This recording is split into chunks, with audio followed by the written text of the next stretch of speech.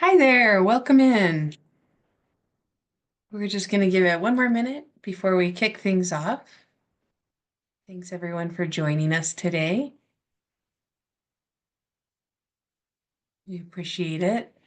Thanks for joining us for this Bright Tax session on maximizing tax benefits for U.S. expats. We'll talk about common questions that we see and the process of filing your U.S. taxes from abroad. My name is Allyson Lindsey. I'm a CPA here at Bright Tax. I have been in the global mobility tax space for about 10 or 12 years or so, and 8 of those years here at Bright Tax. And my role at Bright Tax is the Chief Talent Development Officer and Director of Finance. So I'm in a really special position where I get to work with our amazing team as well as serve our wonderful clients, just like you all. So, what are we going to talk about today? The tax filing essentials. So, what it looks like to file your taxes this year, maybe some catch-up procedures, and spend as much time as possible answering questions. I do think we will get through a lot of common questions in our about 15-minute presentation. So, if you want to hold off on submitting your questions to see if we answer them, feel free to do that. Otherwise, go ahead and submit questions through the Q&A, and our team will work on answering those, and I will answer as many as I can by the end of this session too. I've got my Gatorade ready. I'm ready to talk through a lot of those questions and answer a lot of them. And then finally, we'll talk through next steps. So what it looks like to file your U.S. taxes with Bright Tax and how we can support you. Alrighty, so on our tax filing essentials, who has to file a U.S. tax return? The answer is basically every American, every person who's a U.S. citizen or green card holder, whether or not you live in the U.S. or you live outside the U.S. You're probably here because you already know about our citizenship-based taxation. And there's some confusion occasionally that we see with people understanding if they need to file because they think they won't owe anything. And so here are the filing thresholds. So I won't read all of them, but if you meet one of these thresholds based on your filing status, then you would be required to file a U.S. tax return. Not that you'll necessarily owe U.S. taxes. A lot of our clients don't owe because of the different claims that are available to wipe out the U.S. tax liability, but they do still need to file. And there is an important filing status that I want to call out here, which is married filing separately. That says $5. So no, that is not a typo. We didn't forget some zeros on there. That is truly the threshold. If you file separately from your spouse and your worldwide income is more than just $5, then you are required to file a U.S. tax return, even if your worldwide income is below that $14,000 for singles. Excuse me. And that is a really common scenario for our expat clients because a lot of people move abroad for love and they're married to non-US citizens or green card holders, non-resident aliens, as we call them in the tax world. So in those cases, you would use the status married filing separately so that your spouse doesn't have to report their income on the US return, but it does have a much lower filing threshold when you have to file. Another specific threshold to call out is for self-employed individuals. That is also a lot lower than the other thresholds that you saw on the screen before. That is just $400. So if you earn $400 in gross self-employment income during the year, you have to file a return. Again, you might not owe anything, but you still have to file the return to make that claim. Similarly, to make the claim of any expenses that would reduce the net self-employment income. So for example, if you had $500 of self-employment income, but $600 of expenses related to that business activity, your net would still be a net loss of $100. But in order to claim that you have a net loss, you have to file a tax return to report that. And this is self-employment income coming from anywhere in the world, from U.S. entities reported on a 1099, freelance activity, inside the US, outside the US, whether or not it's reported on a 1099, it would still trigger this filing requirement for self-employed individuals. Another common filing requirement is the FBAR and FATCA. These are similar forms, and they're purely informational disclosures to report your foreign financial accounts. FBAR stands for Foreign Bank Account Report, FBAR, FBAR for short, and that is required if the sum total of your non-US financial accounts exceeded $10,000 at any point during the year. So in this case, we're looking at the aggregate of all of the high water marks. And I always think this is a little bit of a misnomer because it's called Foreign Bank Account Report, but it's actually not just bank accounts. It's your, of course, bank accounts, checking and savings, but also pensions, retirement, investments, anything that has an account number on it and your name on it would need to be reported on the FBAR. It also includes signatory accounts and accounts that you hold jointly. So if you're a signatory on, say, your parents' account abroad, that would trigger the FBAR requirement if in aggregate your accounts exceeded $10,000. It also includes the maximum balance of the account, whether or not you own the account 100% or you share it with somebody. So in the example before, if you move abroad for love and you have joint accounts with your spouse, you wouldn't report your 50% share. You would report the 100% maximum balance. Again, it doesn't drive any tax liability. Basically, the US is nosy and wants to know where your money is when it's outside the US. And then when it comes to the high water marks, all of your accounts would need to be reported. So for example, if one account hit $4,000, another account hit $8,000 in aggregate, you'd have a $12,000 maximum balance. So that would trigger reporting for all of your non-US financial accounts. So the FATCA is similar to the FBAR in that it doesn't drive any tax liability. It's purely informational. Form 8938 is a statement of foreign financial assets, and that's what we call FATCA because that's the rules that it related to when they came out several years ago. Like I said, it's similar to the FBAR in that it doesn't drive any taxes, but the thresholds are different and where it gets filed are different. So you'll see thresholds starting at $50,000 or $200,000, depending, and they depend on if you're inside the US, outside the US, and then your filing status. So if you file jointly, separately, head of household. It also looks at maximum balance during the year as well as December 31st balances. So I would recommend working with an accountant to make sure that you have those bases covered. Both of these have hefty penalties associated with them. So if you were supposed to file them and the IRS finds out that you didn't, you could get assessed some pretty big penalties. The other difference between the FBAR and Form 8938 are where they get filed.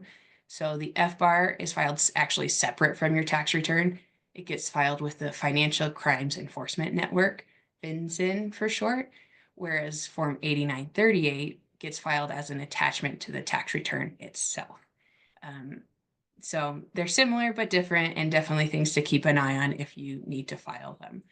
When in doubt, if you're unsure if an account should be included on either of those, we recommend including it. Better safe than sorry, which is a very CPA thing to say. So when do you have to file all of these? We are now in April and March just flew by for some of us. And so we're thinking about filing taxes because April 15th is the standard deadline for most Americans. If you're in the US, that is the deadline to file your return. If you're outside the US, you do have an automatic 2-month extension in place to file the tax return. And that's automatic in that you don't have to submit anything to request that extension. You just need to include a statement with the tax return, which is something that we would help you with when we file the returns. But I will note that extends the time to file the return, but not necessarily to pay if there's a balance due. Technically, if you have a balance due, that would still be payable by April 15th, and then could start accruing interest after that date. If you have that extension in place. So the extension allows you to avoid a non-filing penalty. Technically, the FBAR is due on April 15th, except that one also has an automatic extension until October 15th. No action needed to request that extension, it's just built in. And then also on October 15th is the extended deadline from April 15th. So for example, for a lot of clients coming in the door for us right now, we tend to submit extensions all the way to October 15th. Again, because we're accountants and we're conservative, so we like to have plenty of breathing room, just in case that's needed. And speaking of breathing room, sometimes even more time is needed, and there's another extension available until December 15th. Normally, the IRS will shut down their e-filing system around late November, so you would have to mail in the return if it's on December 15th. But there are circumstances where you just need to wait for time to pass, or you're waiting for your foreign tax return to be completed, which is why there's all these extensions available for abroad taxpayers. And if any of this is news to you, if this is a surprise and this is your first time hearing about citizenship-based taxation, the FBAR, scary penalties that I alluded to, you're not alone. There's a lot of clients who come to us and just had no idea they were required to file a U.S. tax return. And that could be from they just didn't have the information. When you cross the border, they don't necessarily give you a pamphlet that says, hey, go to Britax and file a US return. Don't forget. Or a lot of people misunderstand that the treaties in place between the US and a handful of other countries think that you don't have to file in the US. Or if you're under a certain threshold, some folks think that they don't have to file. There's also people who don't even know that they're US citizens, and then they find that out. Those are the accidental Americans that say, oh my gosh, I just learned that I'm a US citizen. I need to file my US tax return. And in those cases, we can certainly help. There are some programs available to help you get caught up penalty-free for the most part. And the most common one that we do is the streamline procedure. That allows you to get caught up on all of your missed tax returns by filing the last 3 years of delinquent tax returns and last 6 years of foreign bank account reports, those FBARs, and you get caught up penalty free. So if you did have a balance due, which most of our clients don't, it would be accruing interest, but no penalties. And so the benefits there are penalty free, and you only have to file 3 years of returns rather than say 40. We have some clients who've never filed, or it's been 40 years since they lived in the States. And I always think about it'd be impossible for me to find my my tax documents going back even 10 years, let alone more than that. So 3 years make it a little bit more manageable.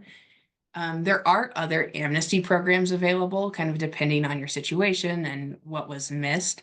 And so if when in doubt, feel free to reach out to Britax, and we'd be happy to help you figure out the best program for you to get caught up.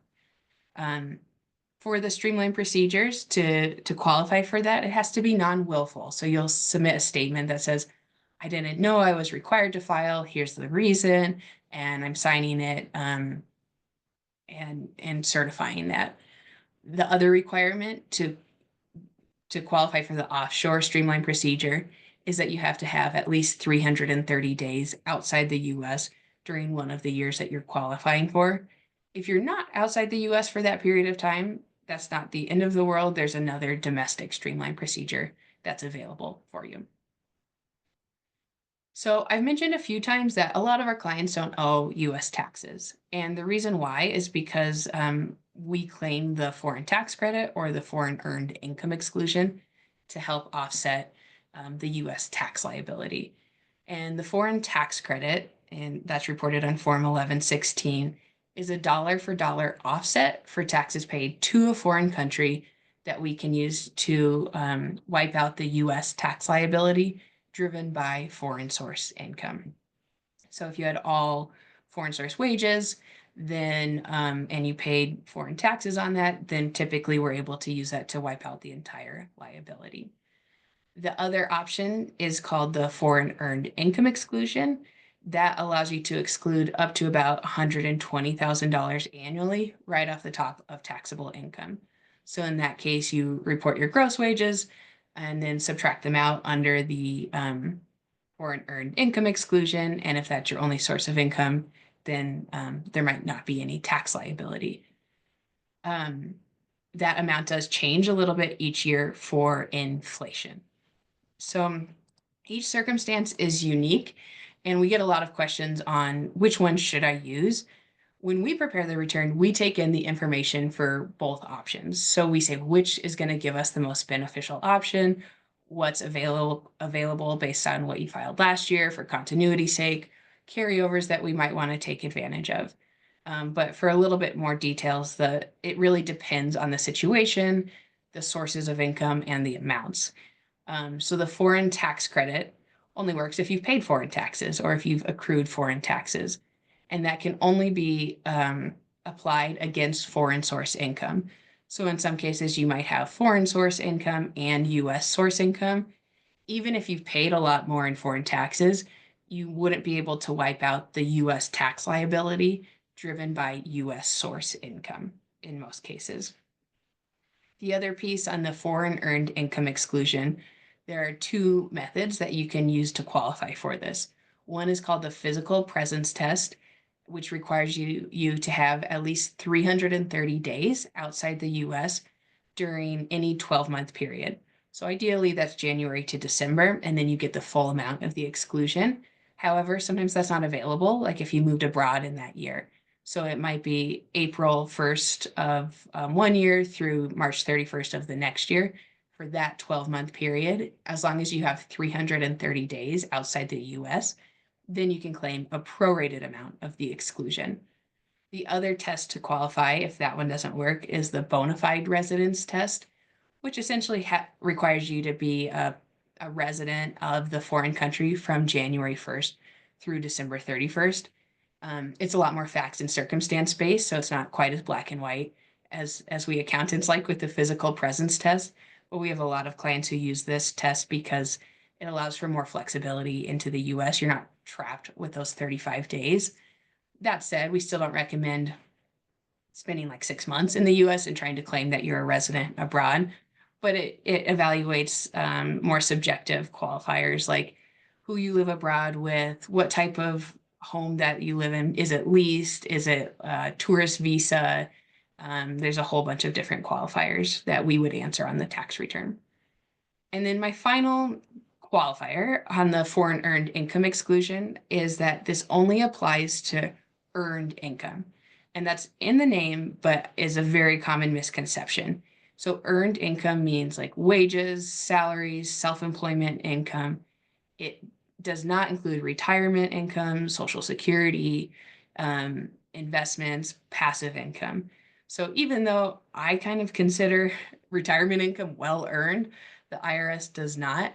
And so that would not qualify under the foreign earned income exclusion. In that case, we would look to see if we can use the foreign tax credit to wipe out double taxation.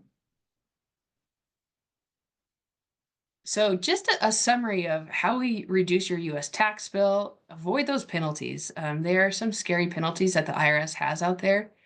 We don't need to provide any scare tactics. The IRS does a good enough job. So clients often come to us if they haven't filed before, a little bit stressed out, and we get to help them get caught up, and most cases penalty-free because of these amnesty programs. But keep an eye on this, of course. That's why you're here, to learn how to stay in compliance, file on time, pay by April 15th if you owe. A plug for a couple of other disclosures on the international side that we see a lot here at Bright Tax. The foreign corporation disclosure is required in most cases if you have any type of foreign registered entity with limited liability, even if it's a single member limited liability company. It gets different treatment if it's outside the US compared to what a US LLC would be treated as. A foreign partnership also requires a disclosure, as well as foreign trusts, which you see these forms listed on the screen. And one final plug for the FBAR and FATCA for the Statement of Foreign Financial Assets, just because we see those so much. and we want to make sure that everybody is aware of them. Alrighty, so that is the conclusion of what we have prepared for the presentation. And so now I will go through the questions that we have and get as many questions answered as we can. And let me pull that up. Alrighty. So this question says, I live in France but maintain a US address.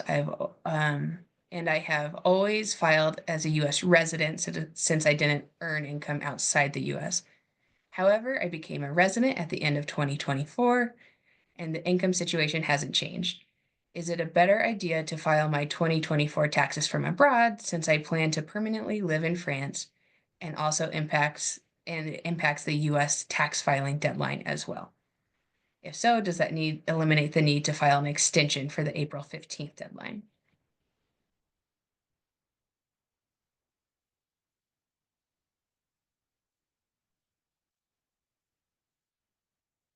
All right, I'm just sorting through this one.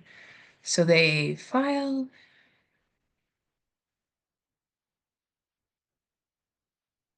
So typically we recommend to file the foreign tax return first and see what they're going to tax. Most likely, since this person became a resident in France in 2024, they'll probably want to tax a good chunk of their income, maybe their worldwide income. So we would look to what is taxed in France. We would look at the treaty based on which treaty gets first taxing rights on that income, and then claim the foreign tax credit on any of the income that is considered foreign source that taxes were paid on in France. Um, the other part of this question is about the deadline and needing to file an extension for the April 15th deadline. I typically still recommend filing that extension to give yourself enough time to get the foreign tax return filed, to find a CPA, to prepare the return, and have enough time to answer any questions. If you expect to owe, or if you've owed in the past, sometimes it's tricky in these years that you have a split situation. But I would recommend making a payment for what you owed in the past at the very least, if you don't have a good estimate otherwise. So I do recommend making a payment if you owed in the past and still submitting the extension. You do have the extension until June 15th, so you don't have to do anything to actively request that.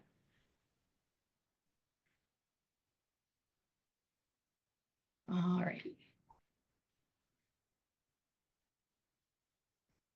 This next question is, my wife and I have a joint Portuguese bank account that has had balances above the FBAR threshold. Do we need to make separate FBAR filings or a single FBAR? That's a good question. If that is the only account, you can file a joint FBAR filing.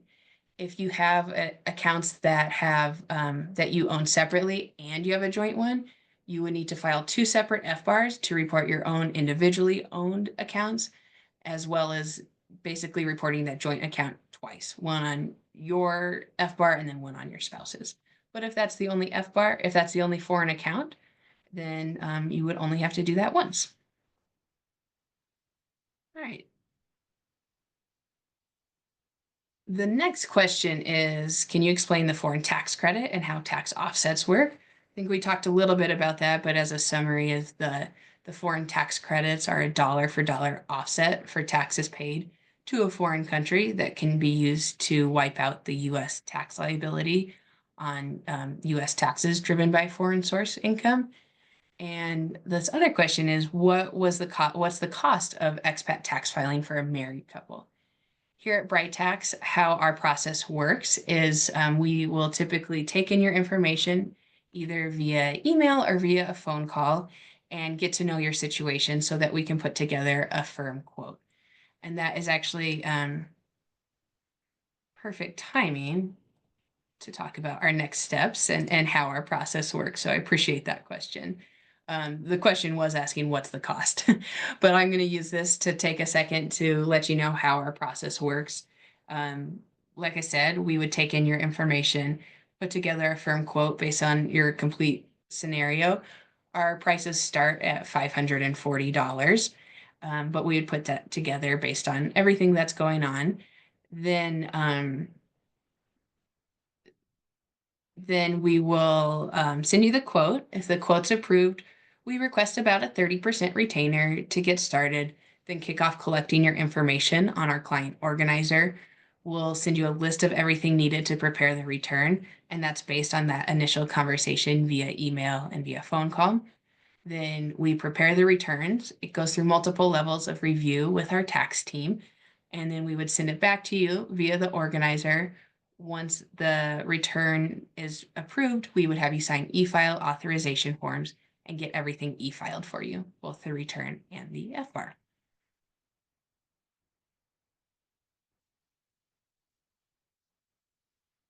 Oh, this question I think might be related to another one asking about a WISE account to transfer money from the US to the Portuguese account. And is that considered a foreign bank account? The answer is it depends based on where you registered the WISE account originally, because there are WISE accounts that are registered in the US, and if so, you do not have to report that on the FBAR.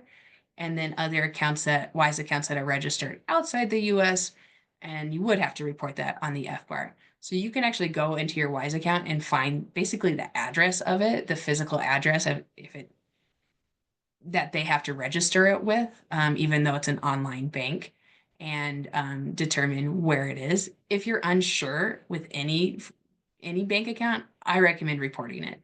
On the FBAR, you do have to report the bank name, address, account number, and the maximum balance. So either way, you'd have to find the bank's address and include that on the FBAR.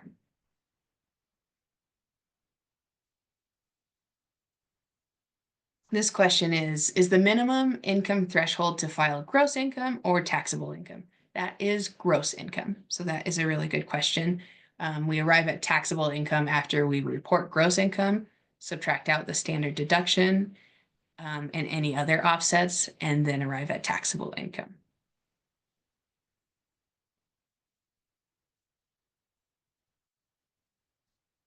This is a Canada question. For a resident of Canada, when they will receive retirement income from the US, such as a pension or IRA distributions, does the Canada Treaty allow all that income to be effectively sourced to Canada? So one pays all of their taxes to Canada and claims a foreign tax credit on the US return.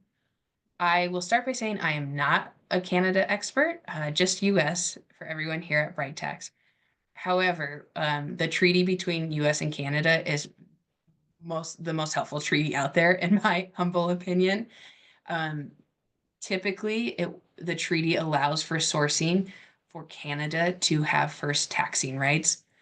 It depends on the type of distribution from the retirement account, but typically Canada does get first taxing rights. So you report it, pay taxes to Canada, and then on the US side, you would report that income as well and then claim those foreign tax credits. Again, please talk to a Canada expert to confirm the Canada side, but that's what we tend to see in practice. And we have a lot of clients in Canada, so I get to see a lot of Canadian tax returns as the finished product. Alrighty, this question says, I didn't make any income last year as I moved to France and didn't work, but I did receive an RMD. That's the required minimum distribution from an inherited IRA that exceeded the 14,600 threshold. So the filing threshold for single people, I believe. So do I still need to file an income tax return with the IRS and or France? Definitely the IRS, you do still need to file a return because you exceed that threshold. For France, I would recommend confirming with a French tax specialist. We do have some referrals for those. If you would like to reach out, we can share those with you too.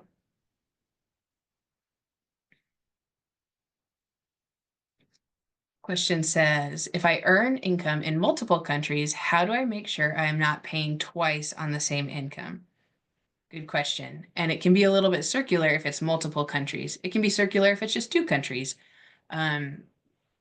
Typically, you would need to look at who gets first taxing rights on the sources of income and file that country first to make sure that you're reporting those taxes. Then in the other countries, you would still report it if required. So in the US, you would still have to report it and claim foreign tax credits.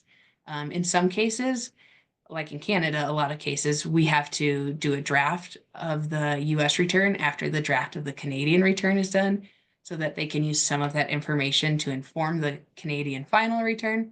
Then we can finalize the US return. So we go around a couple of times, but you just want to make sure that it's clearly laid out who's getting first taxing rights, making sure that it's reported as foreign source as appropriate, and then wiping that out with foreign tax credits to avoid double taxation. All right, a question on love. Those are my favorite ones. If I marry someone who is not a US citizen, how does that affect my tax situation? You'll most likely use the filing status, married filing separately. If you have dependent children who have US Social Security numbers, if they're also US citizens or green card holders, then you might be able to use the filing status head of household, which is slightly more favorable. Your non-US citizen spouse, the non-resident alien, as we call them, does not necessarily have to file a return unless you make the election to file jointly with them. Most of our clients prefer not to because they don't want to have to go through the paperwork and they don't want to have to report the foreign spouse's information to the US. There are some cases where it makes sense to do that, in which case you can make a 6013G election to get all tax technical on that. The other piece you want to look out for filing with a non-US citizen spouse is just making sure that you're capturing all of your accounts that you have signatory authority over or that you own jointly for the FBAR and FATCA disclosures. That is a pretty common scenario where we have clients say, oh, I didn't realize my spouse put me on this account, so now I have to go back and amend. So just keeping an eye on things in that case. What happens if I get audited while living in another country? Contrary to popular belief, I think, and maybe movies, the IRS does not knock on your door if you get an audit. They actually don't even call them audits, they call them examinations. So if you were to get audited or get an examination, the IRS would send you a letter. And actually, whenever the IRS communicates you, they only send letters. They are very old school that way. They also only accept faxes, they don't send emails. Those are really common phishing tools that we've seen scammers try to do if they're pretending to be the IRS.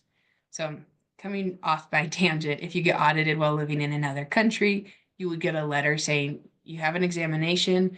Please provide these details by X date. This is what we need as proof. An example of that might be if you claimed the bona fide residence test under the Foreign Earned Income Exclusion. The IRS might want additional details to say, okay, we got the information that you self-reported. Can you provide proof of your residency abroad, your type of visa that you live on abroad, a copy of your lease, basically what supports it? Because on the tax return itself, it only requires a self-reporting to say this is the information, but you don't have to attach any of that with the actual tax return. That said, in practice, we very, very rarely see those types of audits, but I think it's a good question and one that we get a lot too.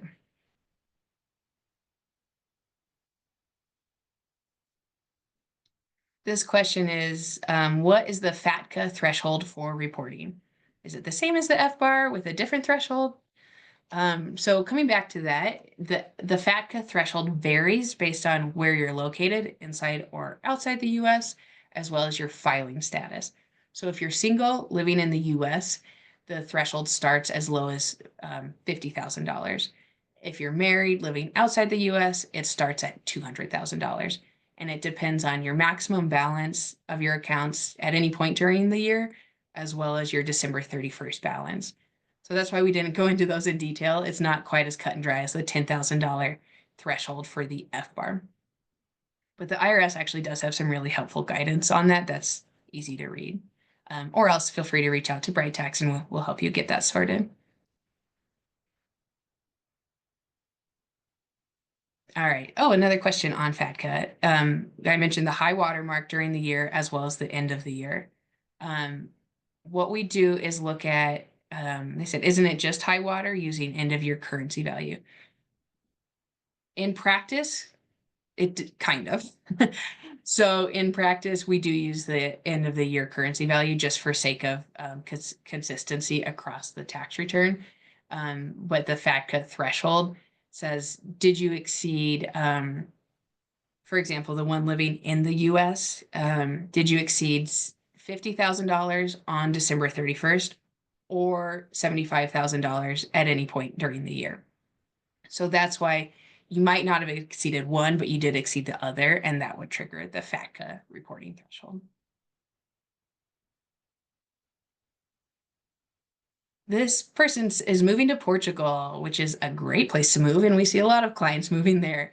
They ask, do you provide tax support for tax filing in Portugal and reconciliation with the US tax reporting, such as the exceptions provided through the tax treaty?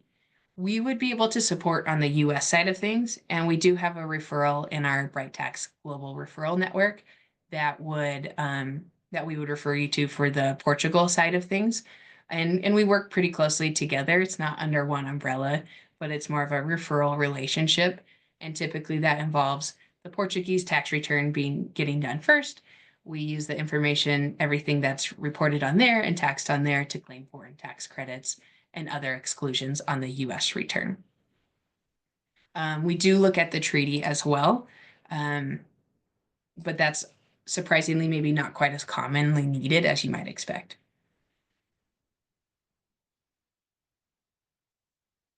All right, this question is confirming on FBAR versus 8938.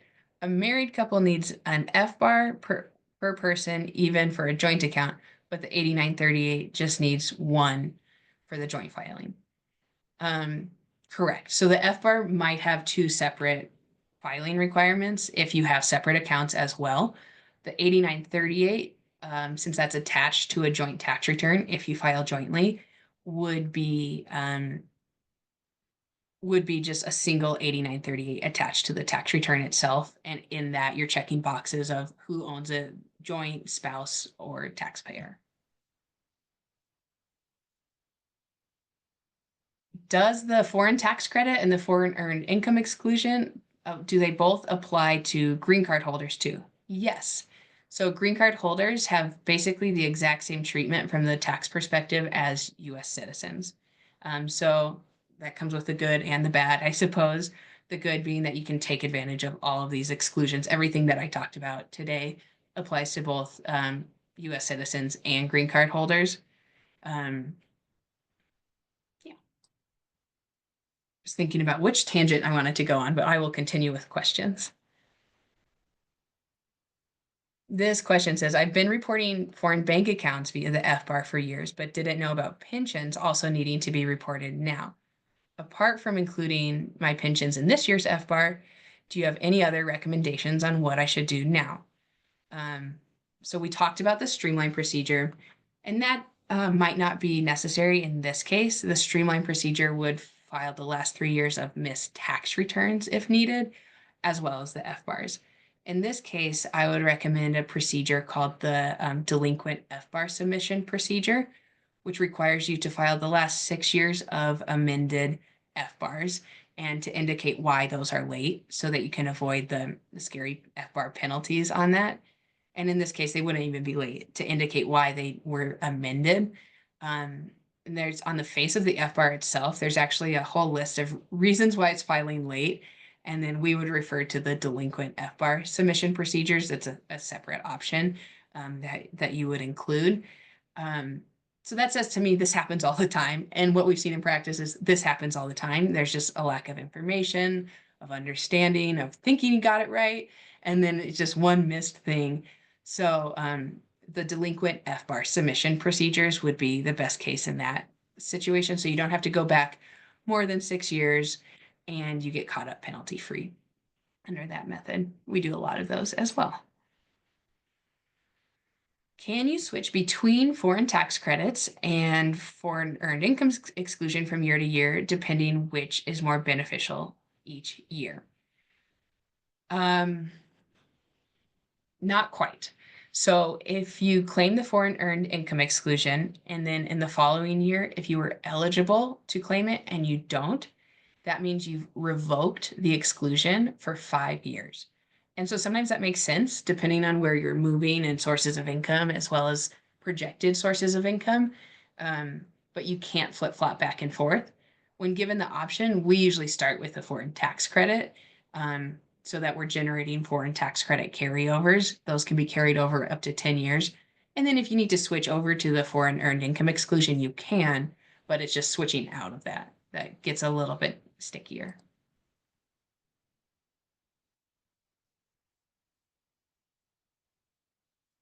For a foreign tax credit, if there's a double tax treaty, thinking of Portugal, which taxes worldwide income, then US source can be part of the foreign tax credit.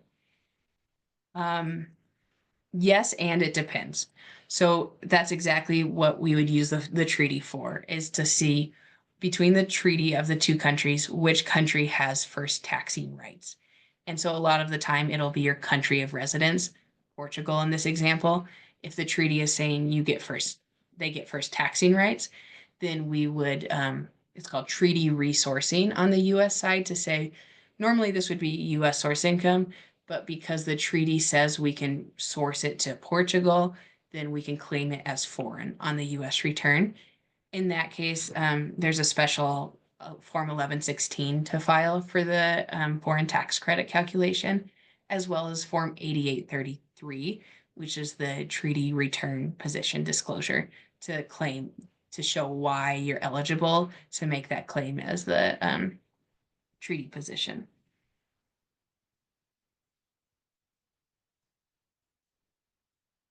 Just to confirm on the foreign tax credit, if living in a foreign country and you collect Social Security, 401k, etc., I would not get credit for taxes paid in Portugal. So I think we answered that above on you might get credit for taxes paid in Portugal if we can claim it under the treaty, which I expect to, but of course, with my disclaimer of we would research the treaty. Unfortunately, I don't know all of them off the top of my head yet. One day I'll be a super treaty computer. Do you guys prepare taxes in any other countries like Portugal? Portugal's a popular place. If not, any recommendations like PwC? PwC does great work. The Big Four does. A lot of us came from Big Four, and that's where we got experience. I came from Deloitte. Also coming from Deloitte, I know how much they charge, and it's a lot of money to prepare just like a regular person's tax return.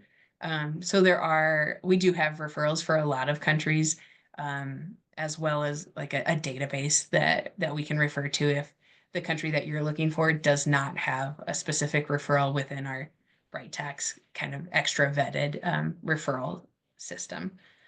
But here at Bright Tax, we just focus on US taxes, and we do support Canadian taxes. I'm not the Canadian support person, if that wasn't clear, but we do have a team member who can prepare Canadian taxes as well.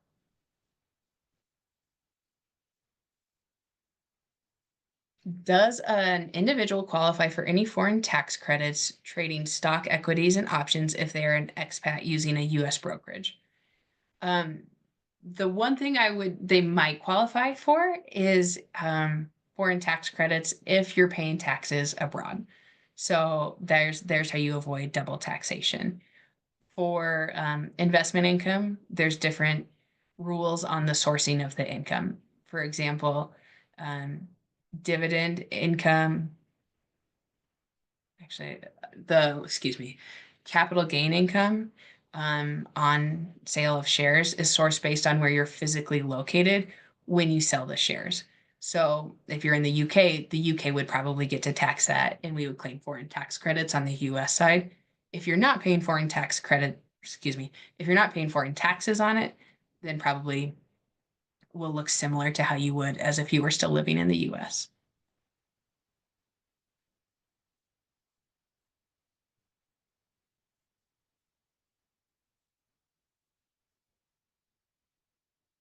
Alrighty. I got another question on UK tax requirements. We do have a specific referral for somebody in the UK as well.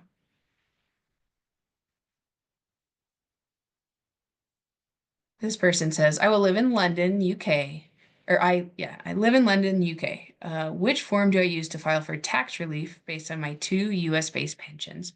So that depends on what the UK is taxing, and it would be a combination probably of the foreign tax credit, Form 1116, and the potentially Form 8833, which is the treaty-based return position disclosure. Pensions, as a reminder, do not fall under the foreign earned income exclusion, so you would not use Form 2555. Do you provide French tax filings for US citizen living in France? Unfortunately, no, not France, but we do have a specific referral for France. So feel free to reach out to us, or our team can send you a note with that referral who's in our Bright Tax Global Referral Network. Can retirees living abroad get a foreign tax credit? Yes, if they are paying taxes to the foreign country, then most likely they can. Can I get tax relief on social social security retirement? I think is what this is saying. Um, in the UK, that is specifically called out in the treaty that the UK gets first taxing rights on social security. So I'm mentioning that first because that popped into my mind first, that the UK would get that, and then we'd wipe out the US tax with that. Other countries, it does depend on the treaty.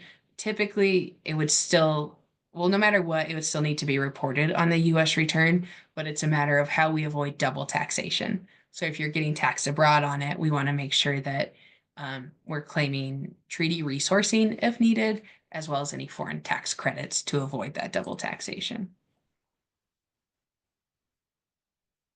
Does the IRS actually pursue people who do not owe any tax? Say I earned under 25,000 living in France and I don't file in the US.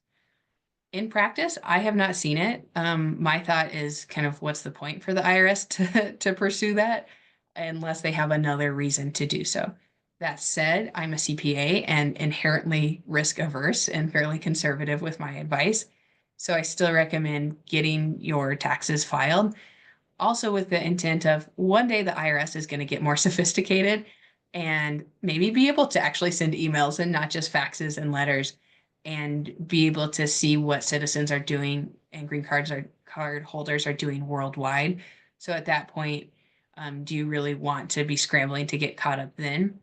The other thing is with the streamlined procedures specifically, the IRS can pull that at any point. It's been in existence for many years, but they don't have to leave it in existence. So it could go away tomorrow if they so choose. I don't expect that to be the case, but that's kind of my risk aversion CPA coming through.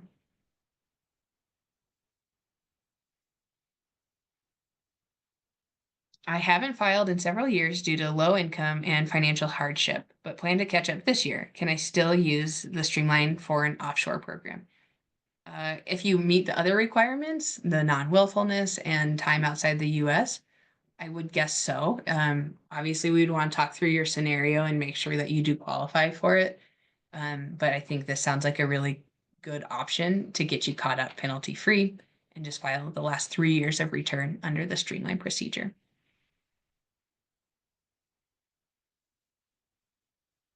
This person says, I'm a US citizen. I will be starting a new remote job in May and plan to live in Thailand. Would I still qualify for the physical presence test if I have a long-term lease? Should I only remain in Thailand for less than 180 days and have my employer pay me as a US resident to minimize my foreign tax exposure? So the question on minimizing foreign tax exposure would definitely be more of a Thai question. So I'd recommend working with an expert in Thai taxes. Um, but to clarify in the physical presence test question, that physical presence test relates if is we look at that if you have at least 330 days outside the US during any 12-month period. So we could look at May 2025 through May 2026 and say, did you spend at least 330 days outside the US during that period? If so, then we can claim a prorated amount of that exclusion for those 8 or 9 months or so out of the 12 that you were outside the US during the calendar year. The other question relates to the long-term lease. That is probably more related to the bona fide residence test that asks, are you a permanent resident from January 1st through December 31st? So for 2025, you would not be because you start in May. For 2026, you might be, depending on what your status is abroad, if you have to pay taxes there, what type of lease you have. But definitely on the Thai questions, speak with a Thai advisor.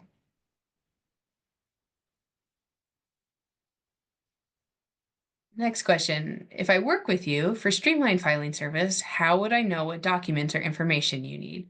So in that case, we would provide you with a list of everything needed to prepare your returns after we have this conversation with you, to get to know your situation a little bit more.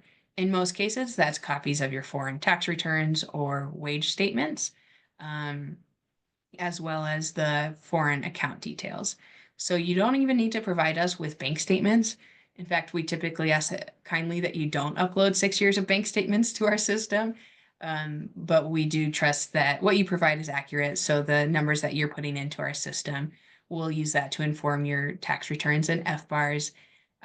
Of course, we'll pull the numbers directly from the foreign tax returns. And let's see. And then we'll also ask for more information on reason for late filing and those details. Oh, I know, I was going to say, we recommend that you keep those bank statements in your own records, just in case the IRS would ever ask for them, which I've never seen happen. But I'm an accountant, so I advise people to keep their records.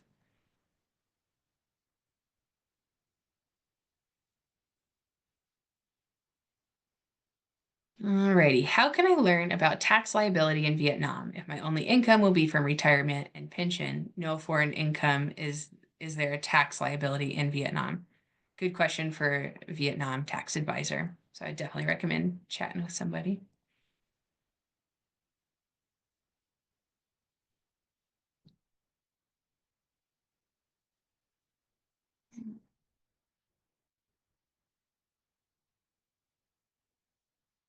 I am a green card holder, but recently got a job opportunity in Singapore. What tax implications will I have with the US? If I move in the middle of the year, do I claim the foreign tax credit for the first year and then the exclusion thereafter? It depends on a lot of different factors. The amount of taxes that you pay in Singapore, if you qualify for the foreign earned income exclusion at a prorated amount. So we talked about that 12-month period can be shifted depending on where you're located, or excuse me, depending on when you move. And when we prepare the return, we take in information for both options. So we would say which would give you a better position based on everything coming together. And that could be income that you earned before you moved or while you were there, and to see which puts you in the best position when we put all of the pieces together. And we always compare those when we prepare tax returns here at Bright Tax.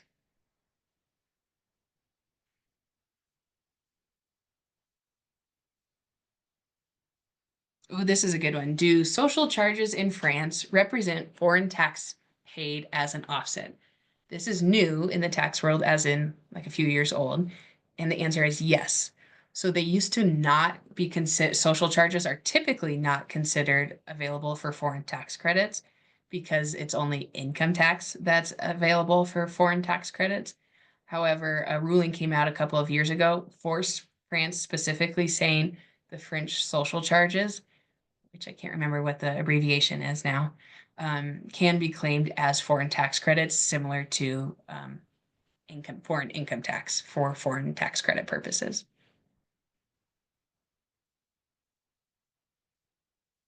Question on state taxes. Do former New Jersey residents have to pay state tax? The answer is it depends. What a surprise. That's what my tax professors used to say in tax. It depends. So it depends on your source of income and the domicile that you have with the state. In many cases, just kind of to generalize, states are a lot more logical than the feds in that they typically file residency-based taxation. So if you move out of the state, intend to stay out of the state, don't spend too much time back in the state, then you might no longer have a state filing requirement. You might file one final part year state tax return to say, I was a part year resident from January to March, then moved out of the country and then became a non-resident. So that's the part year state return. Thereafter, in year two, you might not have any state tax filing requirement. If you don't have any source income there, so you don't have to file any state tax returns. So a lot of our clients are only filing federal returns at this point because they don't have ties to any state. So there are exceptions to that. We have to look at each state has different rules on what it takes to break state tax residency. Another common example is if you have state source income. So let's say you're considered a non-resident because you don't live there and the rest of your ties have been broken, but you have a rental property in the state. So you would still file a state non-resident tax return to report that only that state source income, and you don't have to report worldwide income. Each state is different on the rules for what it takes to break state tax residency. And I don't know the rules for New Jersey off the top of my head. So that would be a worthwhile consultation to dive into.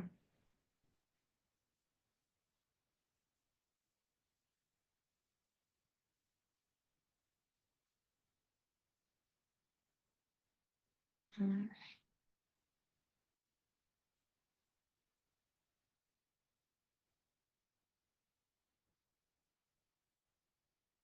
What is the definition of foreign source? In the Canada example, I saw CA, so I was thinking California. In the Canada example, a US RMD was foreign source to Canada, or did I misunderstand? Um, so in that case, the sourcing is based on the rules for the specific type of income as well as the treaty. So an example of that is wages. Wages are sourced based on the IRS rules where you're physically located when you're performing the work. So if you're in Canada performing the work, that's foreign source income. A US RMD, typically a US pension distribution is what that's referring to, or retirement distribution is typically default to US source unless there's another reason why it's not. So we have to look at where it's paid from and the location of the taxpayer. Capital gains are another example of location of the taxpayer drives the sourcing. So another answer of it depends, and worthwhile to research that and work with a CPA. Alrighty. I'm going to answer, I think we have time for about one more question, then we will wrap up. And I'm going to end with this kind of easy one. We have a ton of questions still, so we will get back to everybody. And feel free to reach out to us. You see the QR code on here to schedule a professional consultation with our team. We obviously love talking about US taxes, and things that we don't know, we'll let you know. Things that we do know, we'll give you all of the information that we have. And this final question asks, are standard deductions different for US expats, or is it the same as everyone? I think that's a good question. They are the same for everybody. The thing that might be different or might feel different is the foreign earned income exclusion. It's not the same as the standard deduction, but I think that's where confusion happens because the standard deduction everybody gets if you file a 1040, and depending on what your filing status is to reduce your taxable income. Another reduction to taxable income or above taxable income, it's called above the line, is the foreign earned income exclusion. So they are similar in how they function, but the true definition of a standard deduction is that US expats and individuals get that if they file a 1040 and are humans. Alrighty, so we did not get through everything. I do need some Gatorade to refuel, but I appreciate everybody's questions. Our team will get back to you and provide you as much information as possible. And we do have another webinar similar to this one next Wednesday, so our final one, and that will be run by Caitlin Minot, who is our BrightTax CEO. So thank you everyone for joining us. We appreciate your questions and appreciate your time. Have a great day.